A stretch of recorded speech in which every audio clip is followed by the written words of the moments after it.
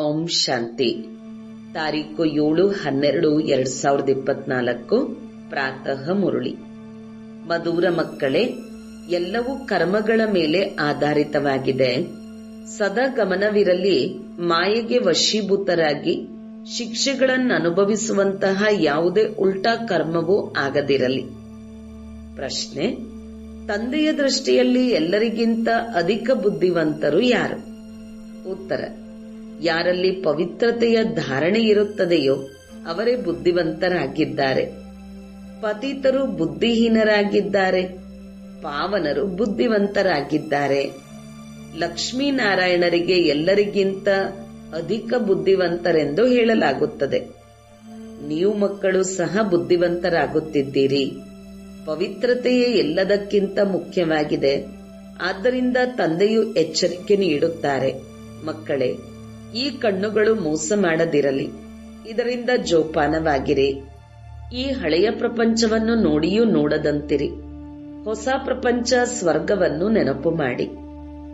ಓಂ ಶಾಂತಿ. ಮಧುರಾತಿ ಮಧುರ ಅಗಲಿ ಹೋಗಿ ಮರಳಿ ಸಿಕ್ಕಿದ ಮಕ್ಕಳು, ಇದನ್ನಂತೂ ತಿಳಿದುಕೊಂಡಿದ್ದೀರಿ, ಈ ಹಳೆಯ ಪ್ರಪಂಚದಲ್ಲಿ ನಾವಿನ್ನೂ ಸ್ವಲ್ಪ ದಿನಗಳ ಯಾತ್ರಿಕರಾಗಿದ್ದೇವೆ.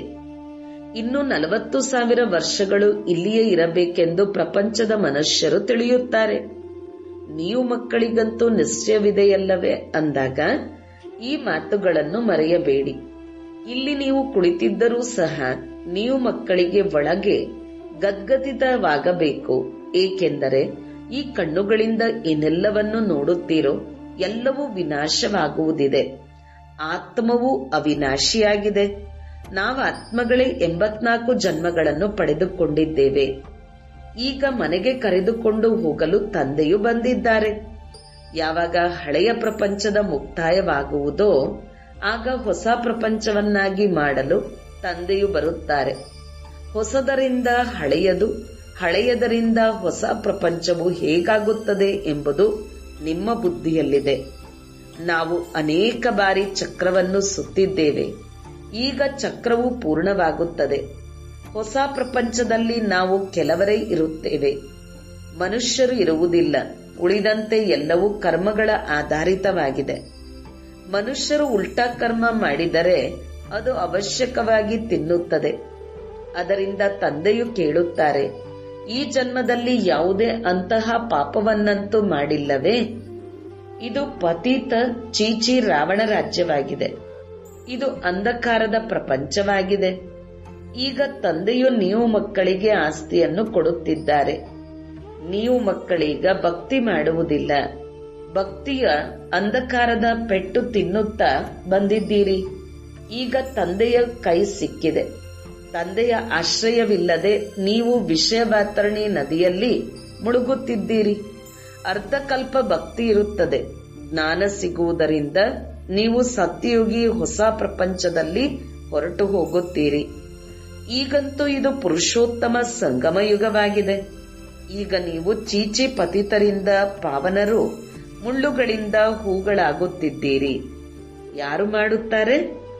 ಬೇಹದ್ದಿನ ತಂದೆ. ಲೌಕಿಕ ತಂದೆಯನ್ನು ಬೇಹದ್ದಿನ ತಂದೆ ಎಂದು ಹೇಳುವುದಿಲ್ಲ. ನೀವು ಬ್ರಹ್ಮ ಮತ್ತು ವಿಷ್ಣುವಿನ ಕರ್ತವ್ಯವನ್ನು ತಿಳಿದುಕೊಂಡಿದ್ದೀರಿ, ಚರಿತ್ರೆಯನ್ನು ತಿಳಿದುಕೊಂಡಿದ್ದೀರಿ ಅಂದಾಗ ನಿಮಗೆ ಎಷ್ಟೊಂದು ಶುದ್ಧ ನಶೆ ಇರಬೇಕು. ಮೂಲವತನ, ಸೂಕ್ಷ್ಮವತನ, ಸ್ಥೂಲವತನ ಇವೆಲ್ಲವೂ ಸಂಗಮದಲ್ಲಿಯೇ ಇರುತ್ತದೆ. ತಂದೆಯು ಕುಳಿತು ಈಗ ನೀವು ಮಕ್ಕಳಿಗೆ ತಿಳಿಸಿಕೊಡುತ್ತಾರೆ, ಇದು ಹಳೆಯ ಮತ್ತು ಹೊಸ ಪ್ರಪಂಚದ ಸಂಗಮ ಯುಗವಾಗಿದೆ. ಪತಿತರನ್ನು ಪಾವನ ಮಾಡಲು ಬನ್ನಿ ಎಂದು ತಂದೆಯನ್ನು ಕರೆಯುತ್ತಾರೆ. ಈ ಸಂಗಮದಲ್ಲಿಯೇ ತಂದೆಯ ಪಾತ್ರವು ನಡೆಯುತ್ತದೆ. ತಂದೆಯು ರಚಯಿತ ನಿರ್ದೇಶಕನಾಗಿದ್ದಾರಲ್ಲವೇ? ಅಂದ ಮೇಲೆ ಅವಶ್ಯಕವಾಗಿ ಅವರ ಪಾತ್ರವು ಇರುವುದಲ್ಲವೇ? ಎಲ್ಲರಿಗೂ ತಿಳಿದಿದೆ, ಅವರಿಗೆ ಮನುಷ್ಯರೆಂದು ಹೇಳಲಾಗುವುದಿಲ್ಲ. ಅವರಿಗೆ ತಮ್ಮ ಶರೀರವೇ ಇಲ್ಲ. ಉಳಿದೆಲ್ಲರಿಗೂ ಮನುಷ್ಯ ಅಥವಾ ದೇವತೆಗಳೆಂದು ಹೇಳುತ್ತಾರೆ. ಶಿವ ತಂದೆಗೆ ದೇವತೆಯೆಂದಾಗಲಿ ಅಥವಾ ಮನುಷ್ಯನೆಂದಾಗಲಿ ಹೇಳುವುದಿಲ್ಲ. ಕೇವಲ ತಾತ್ಕಾಲಿಕವಾಗಿ ಈ ಶರೀರವನ್ನು ಆಧಾರವಾಗಿ ಪಡೆದುಕೊಂಡಿದ್ದಾರೆ. ಗರ್ಭದಿಂದ ಜನ್ಮ ಪಡೆದುಕೊಂಡಿಲ್ಲ. ಆ ತಂದೆಯೇ ತಿಳಿಸುತ್ತಾರೆ, ಮಕ್ಕಳೇ, ಶರೀರವಿಲ್ಲದೆ ನಾನು ರಾಜಯೋಗವನ್ನು ಹೇಗೆ ಕಲಿಸಲಿ? ಬಲೆ ಮನುಷ್ಯರು ನನ್ನನ್ನು ಕಲ್ಲು ಮುಳ್ಳಿನಲ್ಲಿದ್ದಾರೆಂದು ಹೇಳಿಬಿಡುತ್ತಾರೆ. ಆದರೆ ನಾನು ಹೇಗೆ ಬರುತ್ತೇನೆಂಬುದನ್ನು ಈಗ ನೀವು ಮಕ್ಕಳು ತಿಳಿದುಕೊಂಡಿದ್ದೀರಿ. ನೀವೀಗ ರಾಜಯೋಗವನ್ನು ಕಲಿಯುತ್ತಿದ್ದೀರಿ. ಇದನ್ನು ಯಾವುದೇ ಮನುಷ್ಯರು ಕಲಿಸಲು ಸಾಧ್ಯವಿಲ್ಲ. ದೇವತೆಗಳಂತೂ ರಾಜಯೋಗವನ್ನು ಕಲಿಯಲು ಸಾಧ್ಯವಿಲ್ಲ. ಇಲ್ಲಿ ಈ ಪುರುಷೋತ್ತಮ ಸಂಗಮ ಯುಗದಲ್ಲಿಯೇ ರಾಜಯೋಗವನ್ನು ಕಲಿತು ದೇವತೆಗಳಾಗುತ್ತೀರಿ. ಈಗ ನೀವು ಮಕ್ಕಳಿಗೆ ಅಪಾರ ಖುಷಿ ಇರಬೇಕು. ನಾವೀಗ 84 ಜನ್ಮಗಳ ಚಕ್ರವನ್ನು ಪೂರ್ಣ ಮಾಡಿದ್ದೇವೆ. ತಂದೆಯು ಕಲ್ಪಕಲ್ಪವೂ ಬರುತ್ತಾರೆ. ಸ್ವಯಂ ಅವರೇ ತಿಳಿಸುತ್ತಾರೆ, ಮಕ್ಕಳೇ, ಇದು ಬಹಳ ಜನ್ಮಗಳ ಅಂತಿಮ ಜನ್ಮವಾಗಿದೆ. ಶ್ರೀಕೃಷ್ಣನು ಸತ್ಯಯುಗದ ಮೊದಲ ರಾಜಕುಮಾರನಾಗಿದ್ದನು.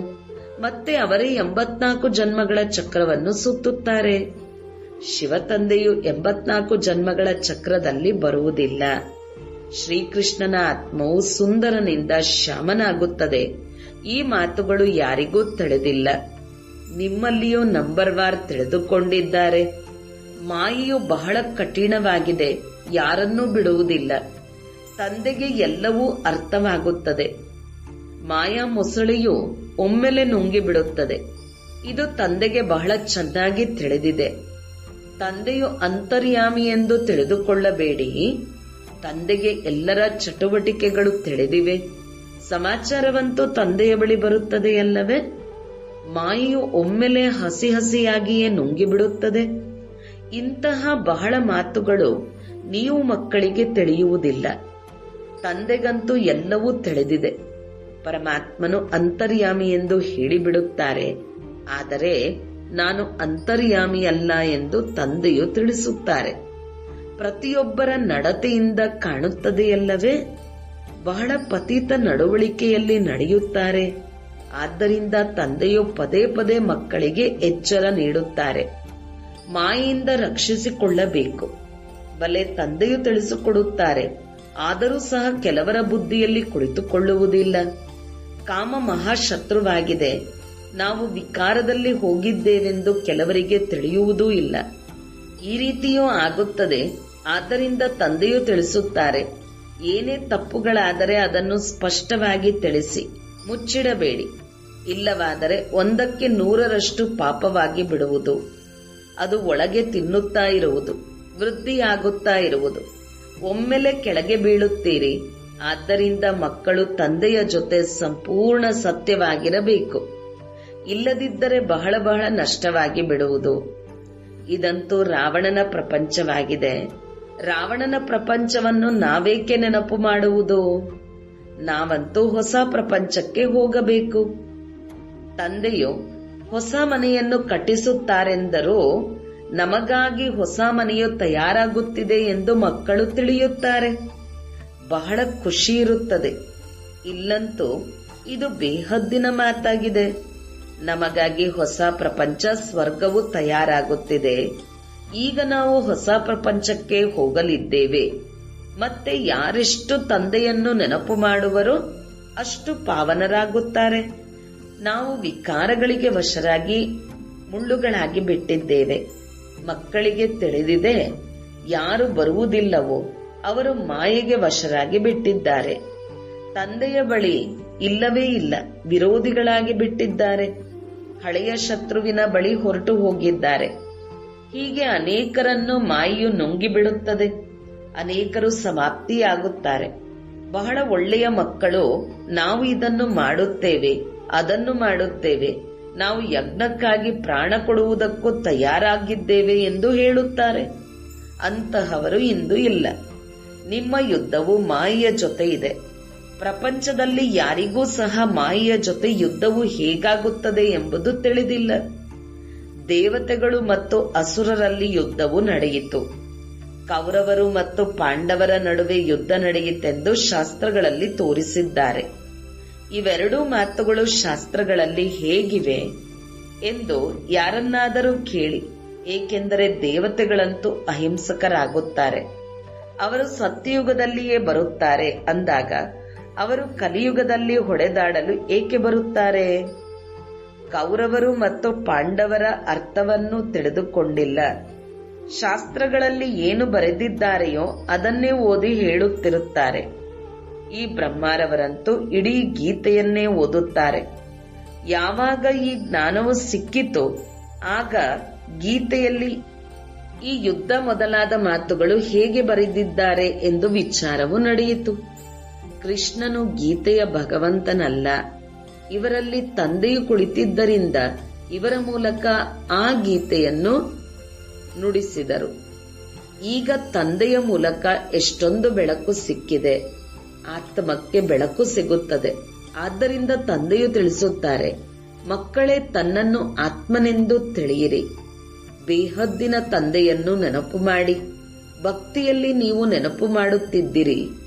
ತಾವು ಬಂದರೆ ನಾವು ಬಲಿಹಾರಿಯಾಗುತ್ತೇವೆಂದು ಹೇಳುತ್ತಿದ್ದಿರಿ.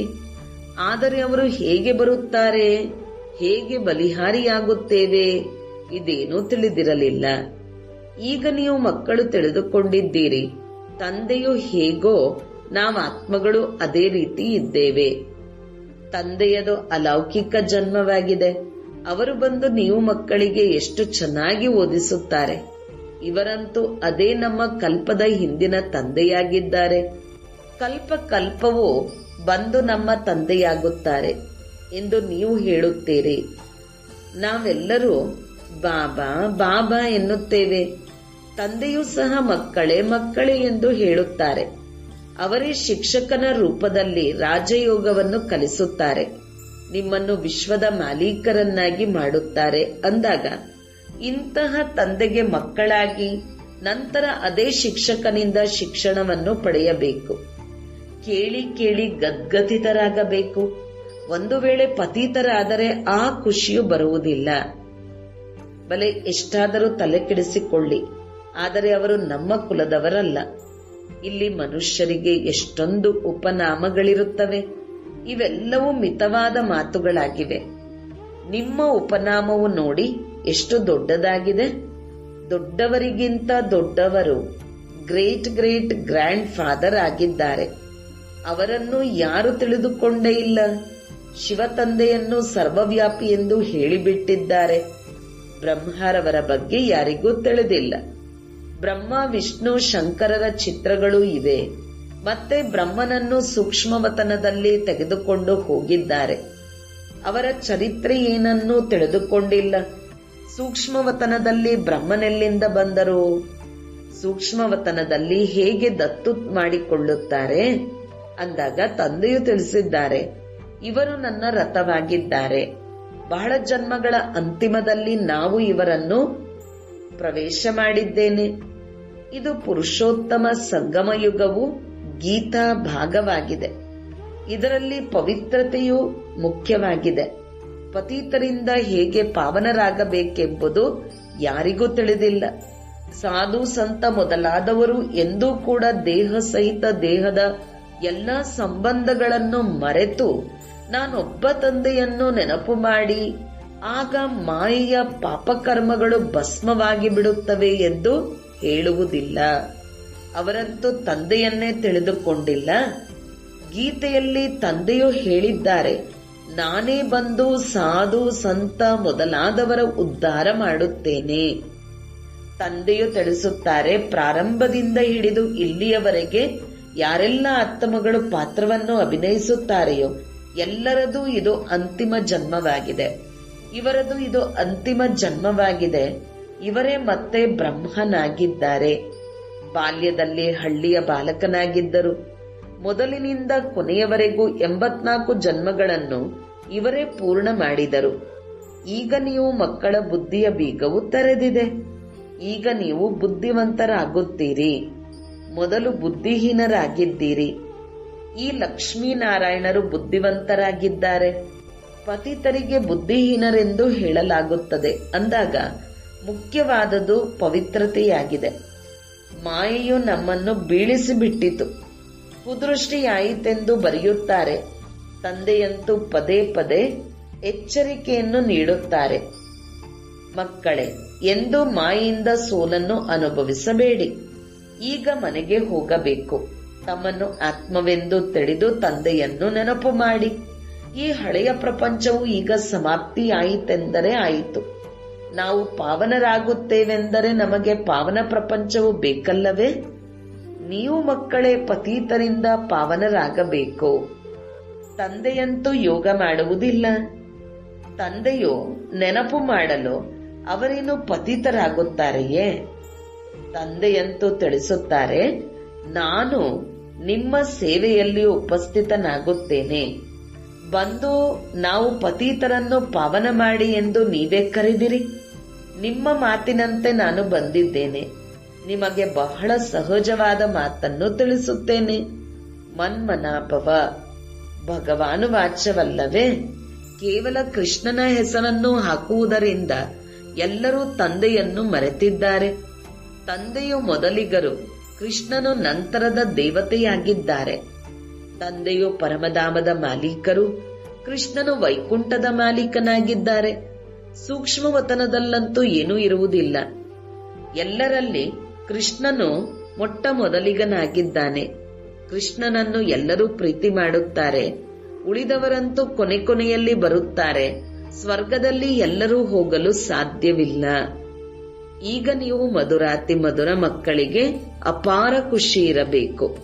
ಕೆಲವು ಮಕ್ಕಳು ತಂದೆಯ ಬಳಿಯಂತೂ ಬರುತ್ತಾರೆ. ಅವರೆಂದು ಪವಿತ್ರರಾಗುವುದಿಲ್ಲ. ವಿಕಾರದಲ್ಲಿ ಹೋಗುತ್ತೀರಿ, ಮತ್ತೆ ತಂದೆಯ ಬಳಿ ಏಕೆ ಬರುತ್ತೀರೆಂದು ತಂದೆಯು ತಿಳಿಸುತ್ತಾರೆ. ಅದಕ್ಕೆ ನಾನೇನು ಮಾಡುವುದು? ವಿಕಾರವಿಲ್ಲದೆ ನಾವು ಇರಲು ಸಾಧ್ಯವಾಗುವುದಿಲ್ಲ. ಆದರೂ ಬಹುಶಃ ಎಂದಾದರೂ ಬಾಣ ನಾಟಬಹುದೆಂದು ಇಲ್ಲಿ ಬರುತ್ತೇವೆ. ತಾವಿಲ್ಲದೆ ನಮ್ಮ ಸದ್ಗತಿಯನ್ನು ಯಾರು ಮಾಡುವರು? ಆದ್ದರಿಂದ ಬಂದು ಕುಳಿತುಕೊಳ್ಳುತ್ತೇವೆ ಎಂದು ಹೇಳುತ್ತಾರೆ. ಮಾಯೆಯು ಎಷ್ಟೊಂದು ಪ್ರಬಲವಾಗಿದೆ. ತಂದೆಯು ನಮ್ಮನ್ನು ಪತೀತರಿಂದ ಪಾವನರನ್ನಾಗಿ ಮಾಡುತ್ತಾರೆಂಬ ನಿಶ್ಚಯವೂ ಇರುತ್ತದೆ. ಆದರೆ ಏನು ಮಾಡುವುದು? ಸತ್ಯವನ್ನು ಹೇಳುವುದರಿಂದ ಎಂದಾದರೂ ಅವಶ್ಯವಾಗಿ ಸುಧಾರಣೆಯಾಗುತ್ತೇವೆ ಎಂದು ತಿಳಿಯುತ್ತಾರೆ. ಬಾಬಾ, ನಾವು ತಮ್ಮಿಂದಲೇ ಸುಧಾರಣೆಯಾಗುತ್ತೇವೆ ಎಂಬ ನಿಶ್ಚಯವಿದೆ ಎಂದು ಹೇಳುತ್ತಾರೆ. ಇಂತಹ ಮಕ್ಕಳ ಮೇಲೆ ತಂದೆಗೆ ದಯ ಬರುತ್ತದೆ. ಕಲ್ಪದ ನಂತರವೂ ಇದೇ ರೀತಿಯಾಗುವುದು. ಇದು ಹೊಸದೇನಲ್ಲ. ತಂದೆಯಂತೂ ಪ್ರತಿನಿತ್ಯವೂ ಶ್ರೀಮತವನ್ನು ಕೊಡುತ್ತಾರೆ. ಕೆಲವರು ಅದನ್ನು ಪ್ರತ್ಯಕ್ಷದಲ್ಲಿಯೂ ತರುತ್ತಾರೆ. ಇದರಲ್ಲಿ ತಂದೆ ಏನು ಮಾಡಲು ಸಾಧ್ಯ? ಇದಕ್ಕೆ ತಂದೆಯೂ ಹೇಳುತ್ತಾರೆ, ಬಹುಶಃ ಅವರ ಪಾತ್ರವೇ ಹೀಗಿದೆ. ಎಲ್ಲರೂ ರಾಜಾರಾಣಿ ಆಗುವುದಿಲ್ಲ. ರಾಜಧಾನಿಯು ಸ್ಥಾಪನೆಯಾಗುತ್ತಿದೆ. ರಾಜಧಾನಿಯಲ್ಲಿ ಎಲ್ಲರೂ ಬೇಕು. ಆದರೂ ಸಹ ತಂದೆಯು ತಿಳಿಸುತ್ತಾರೆ, ಮಕ್ಕಳೇ, ಧೈರ್ಯವನ್ನು ಬಿಡಬೇಡಿ. ನೀವು ಮುಂದೆ ಹೋಗಬಲ್ಲಿರಿ. ಒಳ್ಳೆಯದು. ಮಧುರಾತಿ ಮಧುರ ಅಗಲಿ ಹೋಗಿ ಮರಳಿ ಸಿಕ್ಕಿರುವಂತಹ ಮಕ್ಕಳಿಗೆ ಪ್ರೀತಿಯ ಮಾತಾಪಿತಾ ಬಾಪ್ದಾದರವರ ನೆನಪು, ಪ್ರೀತಿ ಹಾಗೂ ನಮಸ್ತೆ. ಆತ್ಮೀಯ ಮಕ್ಕಳಿಗೆ ಆತ್ಮೀಯ ತಂದೆಯ ನಮಸ್ತೆ. ಧಾರಣೆಗಾಗಿ ಮುಖ್ಯ ಸಾರ. 1. ತಂದೆಯ ಜೊತೆ ಸದಾ ಸತ್ಯವಾಗಿರಬೇಕು. ಈಗ ಯಾವುದೇ ತಪ್ಪಾದರೆ ತಂದೆಯಿಂದ ಮುಚ್ಚಿಡಬಾರದು. ಕಣ್ಣುಗಳೆಂದು ಕುದೃಷ್ಟಿಯಾಗದಂತೆ ಸಂಭಾಲನೆ ಮಾಡಿಕೊಳ್ಳಬೇಕು. 2. ಸದಾ ಶುದ್ಧ ನಶೆ ಇರಲಿ. ಬೇಹದ್ದಿನ ತಂದೆಯು ನಮ್ಮನ್ನು ಪತಿತರಿಂದ ಪಾವನರು, ಮುಳ್ಳುಗಳಿಂದ ಹೂಗಳನ್ನಾಗಿ ಮಾಡುತ್ತಿದ್ದಾರೆ. ಈಗ ನಮಗೆ ತಂದೆಯ ಕೈ ಸಿಕ್ಕಿದೆ. ಇದರ ಆಧಾರದಿಂದ ನಾವು ವಿಷಯವೈತರಣಿ ನದಿಯಿಂದ ಪಾರಾಗಿ ಬಿಡುತ್ತೇವೆ. ವರದಾನ: ಶಕ್ತಿಶಾಲಿ ಬ್ರೇಕ್ ಮೂಲಕ ಸೆಕೆಂಡಿನಲ್ಲಿ ನಕಾರಾತ್ಮಕವನ್ನು ಸಕಾರಾತ್ಮಕದಲ್ಲಿ ಪರಿವರ್ತನೆ ಮಾಡುವಂತಹ ಸ್ವಪರಿವರ್ತಕ ಭವ. ಯಾವಾಗ ನಕಾರಾತ್ಮಕ ಅಥವಾ ವ್ಯರ್ಥ ಸಂಕಲ್ಪ ನಡೆಯುತ್ತದೆ, ಆಗ ಅದರ ವೇಗ ಬಹಳ ತೀವ್ರವಾಗಿರುವುದು. ತೀವ್ರವಾಗಿರುವಂತಹ ಸಮಯದಲ್ಲಿ ಶಕ್ತಿಶಾಲಿ ಬ್ರೇಕ್ ಹಾಕಿ ಪರಿವರ್ತನೆ ಮಾಡುವ ಅಭ್ಯಾಸದ ಅವಶ್ಯಕತೆ ಇದೆ. ಹಾಗೆ ನೋಡಿದರೆ ಯಾವಾಗ ಬೆಟ್ಟದ ಮೇಲೆ ಹತ್ತುವ ಮೊದಲು ಬ್ರೇಕ್ ಅನ್ನು ಚೆಕ್ ಮಾಡಿಕೊಳ್ಳುವಿರಿ. ನೀವು ನಿಮ್ಮ ಉನ್ನತ ಸ್ಥಿತಿಯನ್ನು ಮಾಡಿಕೊಳ್ಳಲು ಸಂಕಲ್ಪವನ್ನು ಸೆಕೆಂಡ್ನಲ್ಲಿ ಬ್ರೇಕ್ ಹಾಕುವಂತಹ ಅಭ್ಯಾಸವನ್ನು ಹೆಚ್ಚಿಸಿಕೊಳ್ಳಿ. ಯಾವಾಗ ನಿಮ್ಮ ಸಂಕಲ್ಪ ಹಾಗೂ ಸಂಸ್ಕಾರ 1 ಸೆಕೆಂಡ್ನಲ್ಲಿ ನಕಾರಾತ್ಮಕದಿಂದ ಸಕಾರಾತ್ಮಕದಲ್ಲಿ ಪರಿವರ್ತನೆಯನ್ನು ಮಾಡುವಿರಿ. ಆಗ ಸ್ವಪರಿವರ್ತನೆಯಿಂದ ವಿಶ್ವ ಪರಿವರ್ತನೆಯ ಕಾರ್ಯ ಸಂಪನ್ನವಾಗುವುದು. ಸ್ಲೋಗನ್: ಸ್ವಯಂ ಪ್ರತಿ ಮತ್ತು ಸರ್ವ ಆತ್ಮಗಳ ಪ್ರತಿ ಶ್ರೇಷ್ಠ ಪರಿವರ್ತನೆಯ ಶಕ್ತಿಯನ್ನು ಕಾರ್ಯದಲ್ಲಿ ತರುವಂತಹವರೇ ಸತ್ಯ ಕರ್ಮಯೋಗಿಯಾಗಿದ್ದಾರೆ. ಓಂ ಶಾಂತಿ.